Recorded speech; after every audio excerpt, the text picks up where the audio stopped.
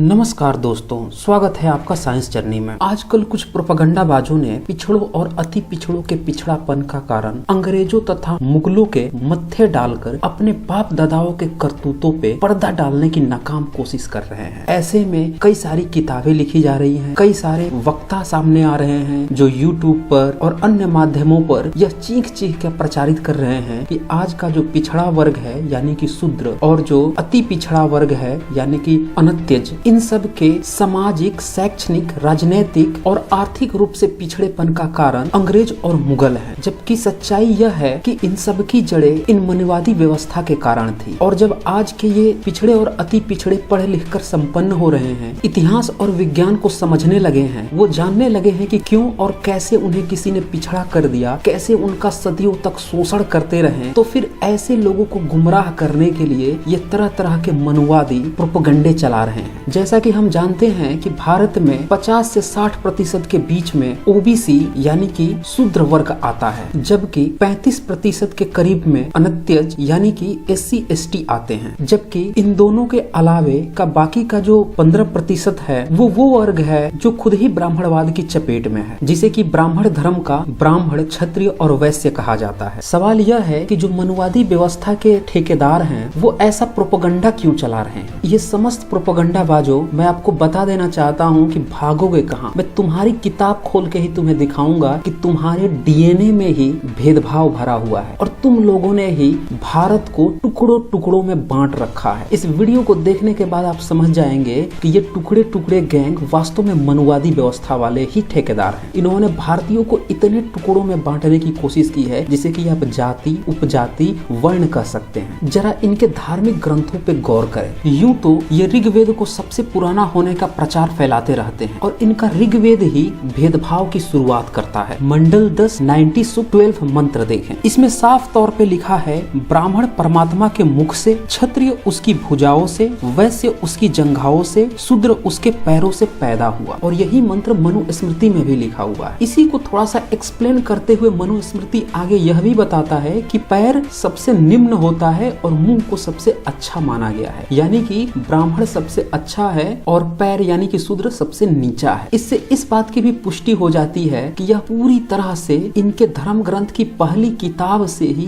भेदभाव के बीज बोए गए थे, यानी कि इनके DNA में ही भेदभाव था। सबसे पहले तो इनने इसे 4 भागों में बांटा, ब्राह्मण, वैश्य, क्षत्रिय, शूद्र। इससे भी पेट न भरा तो उनने इन वर्णों के अंदर भी उपवर्ण या यूं कहे जाति में बांट ली और जाति से फिर उपजाति में भी बांट ली। अब देखिए इस ब्राह्मण वर्ण को ही इनने कितने टुकड़ों में बांटा है। इनकी एक किताब है ब्राह्मणों उत्पत्ति माटंड, पृष्ठ संख्या 7-8 में साफ तौर पे लिखा है, अर्थात अभीर ब्राह्मण, कंक ब्राह्मण, यवन, हुसैनी ब्राह्मण, नाटा ब्राह्मण ये यद्यपि शिव सरीखे हों तथापि इन्हें विवाह, यज्ञ, श्राद्ध आदि में नहीं लेना चाहिए, अर्थात इनसे विवाह संबंध न करें और न इन्हें यज्ञ, श्राद्ध आदि में बुलाएं। नर्मदा और कृष्णा नदी के बीच के ब्राह्मण देव सरीखे हैं। कच्छ, कश्मीर, केरल, कर्नाटक, कंबोज, कामरूप, कलिंग, सौराष्ट्र आदि में लोग अभक्त, निर्दय हैं एवं राक्षस तुल्य हैं। इन ब्राह्मणों से देव प्रतिष्ठा, यज्ञ, याज्ञ नहीं करवाना चाहिए। ये यहीं पे नहीं रुकते हैं, ये फिर वर्ण को उपजातियों में भी डालते हैं। वायु संहिता लिखता है, अर्थात शिल्पी, कारीगर, वैद्य, सुनार, राजा का ध्वजवाहक, नौकर और मक्कार ये सब नरक में जाते हैं। अब जरा सोचिए, मक्कार मतलब तो धूर्त हुआ, तो इसका मतलब तो ये हुआ कि उस समय जो शिल्पीकार थे, जो कारीगर थे, जो लोगों का चिकित्सा करते थे, वैद्य, सुनार जो सोने चांदी की चीजें बनाते थे, राजा का जो ध्वजवाहक रखता था, उसके जो नौकर चाकर थे वो सारे के सारे नरक में जाएंगे। इससे साफ पता चलता है कि ब्राह्मण धर्म में दूसरों के लिए सिर्फ और सिर्फ नीचता भरी हुई है। अब यहाँ पे कोई ये कह सकता है कि अभी तक तो इसमें जाति का नाम नहीं आया, तो मैं आपको बता दूं कि जाति व्यवस्था भी इसी ब्राह्मण धर्म की देन है। आप व्यास स्मृति अध्याय 1 का 11 और 13 श्लोक देखें, इसमें साफ तौर पे लिखा है, अर्थात बढ़ई, नाई, ग्वाला, असाप, कुम्हार, वणिक, किरात, कायस्थ, माली, कुटुंबी, चर्मकार, भट्ट, भील, धोबी, पुष्कर, नट, बुरुड, मेद, चंडाल, दास, कैवर्त, स्वपच, कोल ये और गौमांस खाने वाले अनत्यज कहलाते हैं। इनमें से एक पर भी दृष्टि पड़ जाए तो सूर्य की ओर देखना चाहिए, इनसे बातचीत हो जाए तो स्नान करना चाहिए, तब द्विज ऊंची जातियों का व्यक्ति शुद्ध होता है। अब देखिए इसमें 2-4 ऐसी भी जातियों का नाम है जो आजकल खुद को सबका बाबूजी समझ बैठे हैं, जैसे कि ग्वाला, कायस। ये बंधु लोग खुद को कभी शूद्र ही नहीं समझते, लेकिन इसमें साफ तौर पर इन्हें शूद्र से भी नीचे यानी कि अनत्यज कहा गया है। और इनको देख लेने के बाद ऊंची जाति का व्यक्ति को सूर्य की तरफ देखना है और फिर स्नान करना है, तब जाके वो शुद्ध होगा। इनकी जातियों को कितना नीचे बताया गया है। मनुस्मृति अध्याय 4 ने रही सही कसर भी निकाल दी है, जरा इसे देखें। अर्थात नट, दर्जी, लुहार, मल्लाह, रंगसाज, सुनार, बंसफोर, शस्त्र बेचने वाले, धोबी और रंगरेज का अन्न न खाएं। सुनार का अन्न आयु को और चमार का अन्न यश को हर लेता है। बढ़ई का अन्न संतान को तथा रंगरेज का अन्न बल को नष्ट करता है। चिकित्सक का अन्न पीप के समान होता है। यहाँ पे गौर कीजिए, दर्जी जो आपको कपड़े दे रहा है, शस्त्र बेचने वाला जो आपको शस्त्र दे रहा है जिससे लड़कर आप अपने देश की रक्षा करते हैं, चिकित्सक जो आपके स्वास्थ्य का ध्यान रखता है, और भी तमाम इसमें जातियों के नाम लिखे हुए हैं। इन सब के अन्न को आपको नहीं खाना है, अन्यथा आपका बल नष्ट हो जाएगा और यश भी नष्ट हो जाएगा। अब जरा इसी से सोचिए, भारत क्यों ना हजारों सालों तक गुलाम होता। जब शस्त्र बेचने वाले से इतनी नीचता दिखाई जा रही है तो इसका परिणाम क्या होता। अभी मैं आगे आपको कुछ और उदाहरण दिखाऊंगा जहां से आपको स्पष्ट हो जाएगा कि ब्राह्मण धर्म के डीएनए में ही भेदभाव और नीचता थी, जिस कारण से भारतीयों को टुकड़े टुकड़े में बांट दिया इसने। तैत्तिरीय ब्राह्मण मंडल 3 12 सूक्त 9 श्लोक देखें। इसमें कहता है, वैश्य ऋग्वेद से जन्मे, क्षत्रिय यजुर्वेद से, ब्राह्मण सामवेद से। अर्थात वैश्यों का ऋग्वेद है, क्षत्रियों का यजुर्वेद है, ब्राह्मणों का सामवेद है। अब जरा सोचिए इससे क्या अनुभूति होती। हर वर्ण, हर जाति अपने को फिर अलग होने की मांग करे। यही कारण था कि भारत में लोग धर्म के नाम पर खुद को अलग होने की मांग करते हैं। किसी ने पाकिस्तान की मांग कर दी, किसी ने खालिस्तान की मांग कर दी, किसी ने द्रविड़स्तान की मांग कर दी, कोई नागालैंड की मांग कर देता। कहीं क्षत्रिय सभा होती है, कहीं राजपूत सभा होती है, तो कहीं गुज्जरों की। आखिर इन सब में इतनी अलगता का बीज बोया किसने। दरअसल ब्राह्मण धर्म में कूट कूट कर भेदभाव भरा है। इतना भेदभाव भरा है कि लोग आपस में ही इतने बुरे तौर पे बंट गए हैं कि जिसे आप कह सकते हैं ब्राह्मण धर्म ने टुकड़े टुकड़े गैंग पैदा कर दिए हैं धर्म के नाम। और मनुस्मृति का तो पूछना ही नहीं। कुछ महानुभाव लोग पिछड़ों और अति पिछड़ों को भ्रमित करने के लिए यह प्रचारित कर देते हैं कि नहीं नहीं, वर्ण व्यवस्था तो कर्म पे आधारित है, जबकि मनुस्मृति में साफ तौर पे लिखा है कि वर्ण व्यवस्था जाति आधारित है। विश्वास नहीं होता तो मनुस्मृति के अध्याय 2 31 श्लोक को देख लीजिए। इसमें साफ तौर पे लिखा है, ब्राह्मण का नाम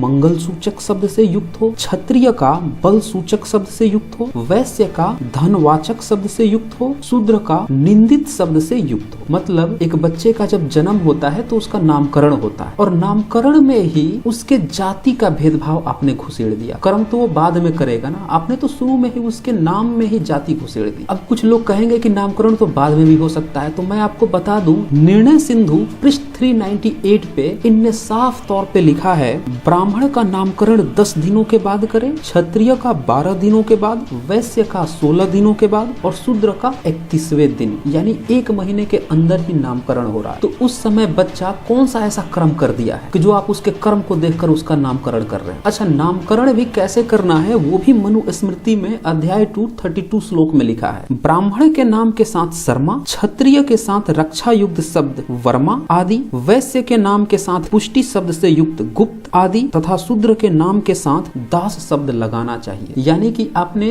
बच्चे के जन्म के 1 महीने के अंदर ही उसे जाति से बांध दिया, ताकि उसके नाम को ही देखकर कोई भी पहचान जाए कि यह किस जाति या यूं कहें वर्ण से संबंधित है। और ये बता रहे हैं कि भेदभाव और जाति विदेशियों की देन है। अगर मनुस्मृति के अध्याय 2 को आप ध्यान से पढ़े तो उसमें इतनी भेदभाव की गई है, हर जगह भेदभाव की गई। वहाँ पे शुरुआती तीनों वर्णों यानी कि ब्राह्मण, वैश्य, क्षत्रिय, इन तीनों के पढ़ने, यज्ञोपवीत करने, भिक्षा मांगने, जनेऊ पहनने, सब में भेदभाव किया गया, आपस में ही भेदभाव किया गया है। और यहाँ पे शूद्र का तो नाम तक नहीं आएगा, क्योंकि शूद्र को तो पढ़ने से ही दूर कर दिया गया था। आपने देखा होगा कि जब कुछ लोग नहाते हैं तो गले में एक जनेऊ दिखती है, जब मूत्र विसर्जन करते हैं तो कान पे कुछ लोग जनेऊ लपेट देते हैं। तो वहाँ भी जनेऊ देख के उनकी जाति का पता लग जाए, इसकी भी भरपूर व्यवस्था की थी ब्राह्मण धर्म। मनुस्मृति अध्याय 2 44 श्लोक देखें, उसमें लिखा है, ब्राह्मण का यज्ञोपवीत कपास का, क्षत्रिय का सन का, वैश्य का भेड़ के बालों यानी कि ऊन का होना चाहिए। देखा आपने, जनेऊ को देखकर आपकी जाति का पता लगा ले। सोचिए, ब्राह्मण धर्म के रचनाकारों में मक्कारी अहंकारिता, धूर्तता कितनी कूट कूट के भरी थी। ब्राह्मण धर्म में हमेशा ही एक गुरुकुल की कल्पना होती है, हालांकि वो बातें काल्पनिक है, आज तक कोई प्रमाण नहीं मिला। उसमें भी इनने यह लिख रखा है, जो अबोध बालक पढ़ने जाते थे तो खाने पीने की तो कोई व्यवस्था नहीं थी, तो उन्हें भीख मांगने के लिए सुबह में भेज देते थे। अब वो बंदा भीख मांगने जाए तो उसके कपड़े भी अलग होने चाहिए, उसके भीख मांगने का तरीका भी अलग हो। इसके लिए आप अध्याय 2 का 42-43 श्लोक देख, उसमें साफ तौर पे लिखा है, ऐसा धर्मशास्त्र कहते हैं, ब्राह्मण का पुत्र ब्रह्मचर्य व्यवस्था में मुंज की मेखला पहने, क्षत्रिय जातीय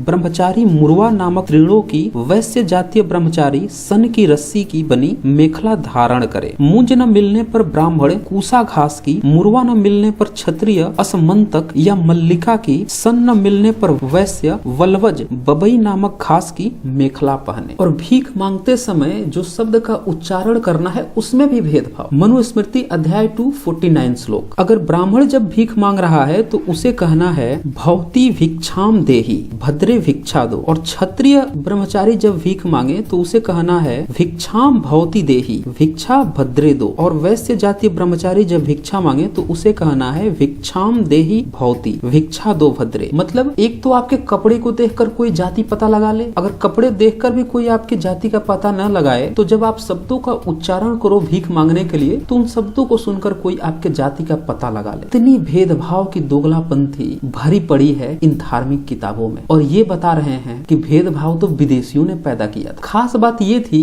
कि इनके जो काल्पनिक गुरुकुल की स्थापना की है उसमें इनके छात्र डंडे लिए होते, उसमें भी भेदभाव, किसी का डंडा देख के भी आप उसकी जाति का पता लगा लो। मनुस्मृति 2 45-46 श्लोक देखें, ब्राह्मण ब्रह्मचारी के हाथ में डंडा बेल या पलाश ढाक का होना चाहिए, क्षत्रिय ब्रह्मचारी का वट या खैर का, वैश्य ब्रह्मचारी का पीलू या गुल्लर का। डंडे की ऊंचाई भी जाति की सूचना दे, जाति के अनुसार वह छोटा या बड़ा हो। ब्राह्मण का डंडा केसों तक ऊंचा हो, क्षत्रिय का ललाट तक, वैश्य का नाक तक। खान पान और पूजा पाठ तक में इनने भेदभाव किया। मनुस्मृति अध्याय 2 62 श्लोक देखें, आचमन यानी कि जलपान के समय ब्राह्मण हृदय तक, क्षत्रिय कंठ तक, वैश्य मुख तक पहुँचे हुए जल से शुद्ध होता है, शूद्र जल के होठों से स्पर्श करने मात्र से शुद्ध हो जाता है। इस तरह के सैकड़ों उदाहरण भरे पड़े हुए हैं जहाँ से आपको पता चल जाएगा कि ब्राह्मण धर्म में सिर्फ और सिर्फ भेदभाव है। इनने पग पग पर डग डग पे भेदभाव पैदा किया है। और आज की डेट में शूद्र वर्ग यानी कि पिछड़ा वर्ग जब पढ़ लिख कर इन बातों को जान गया है, अंत्यज तो शुरू से ही इस बातों को जानता था, तो फिर इन लोगों को बरगलाने के लिए तरह तरह के प्रोपेगेंडेबाज सामने आ रहे हैं, तरह तरह की फालतू किताबें लिखी जा रही हैं और यह प्रोपेगेंडा चलाया जा रहा है कि इन सारे भेदभाव की जड़ अंग्रेज और मुगल थे। जबकि इनकी धार्मिक किताबें पलटने से ये स्पष्ट है कि भेदभाव, धूर्तता, नीचता, ऊंच नीच, शोषण ब्राह्मण धर्म का डीएनए ही है। और यही धूर्तता मानसिकता कूट कूट कर इन प्रोपेगेंडेबाजों में भी भरी है, जो सत्य स्वीकारने की बजाय फिर से एक नया प्रोपेगेंडा चला रहे हैं कि अपने बाप दादों की करतूतों को दूसरों के मत्थे पे डाल दे। तो दोस्तों इस वीडियो को ज्यादा से ज्यादा शेयर करें ताकि सभी को इस प्रोपेगेंडे की सच्चाई पता चल सके। तो आज बस इतना ही, धन्यवाद।